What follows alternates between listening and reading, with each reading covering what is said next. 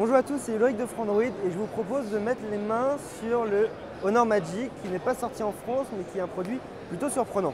Avec son écran d'un peu plus de 5 pouces, il arbore une définition plutôt impressionnante, c'est du QHD avec une technologie également plutôt pas mal vu que c'est de l'AMOLED et ça en fait le premier smartphone d'Honor avec un écran AMOLED. Et ce n'est pas tout, il y a également un iSilicon 950. Mais trêve de bavardage, on va passer à ce qui est le plus intéressant sur ce smartphone, c'est son design. Il est composé de deux plaques de verre avec des bords incurvés, ce qui lui fait une allure mais vraiment impressionnante.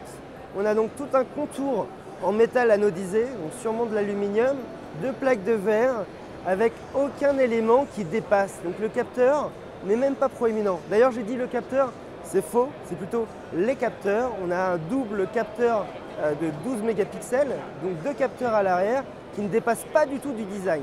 Et au final, on a l'impression d'avoir un galet dans la main.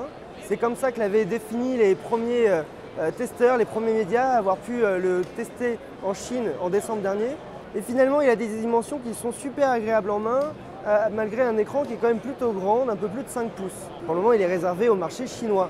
Il a été présenté l'année dernière pour les 2 ans d'Honor. Il a donc un OS qui est très différent des OS dont on a l'habitude en Europe, c'est-à-dire que c'est de l'Android, mais avec des applications chinoises et sans Google, sans Play Store, sans Gmail. D'ailleurs, assez intéressant dans son interface, c'est le fait qu'on n'ait pas de bouton système en bas. Comme vous allez pouvoir le voir sur l'interface, c'est déroutant. À plusieurs reprises, j'ai essayé de revenir en arrière en essayant de cliquer à côté du bouton qui est le capteur d'empreinte digitale. J'ai essayé de cliquer dessus, juste à côté, et ça ne marche pas.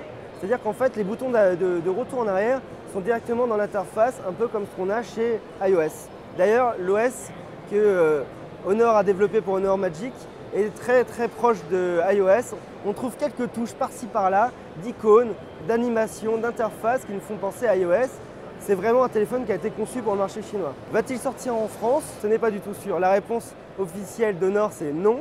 Mais il pourrait nous faire la surprise de décliner une variante, j'imagine, européenne, mondiale, internationale de ce Honor Magic. Et ça pourrait être un beau coup de Honor. Par contre, il faudrait sûrement remettre le CPU à jour parce que le iSilicon 950, c'est un SoC de l'année dernière et nous sommes en 2017.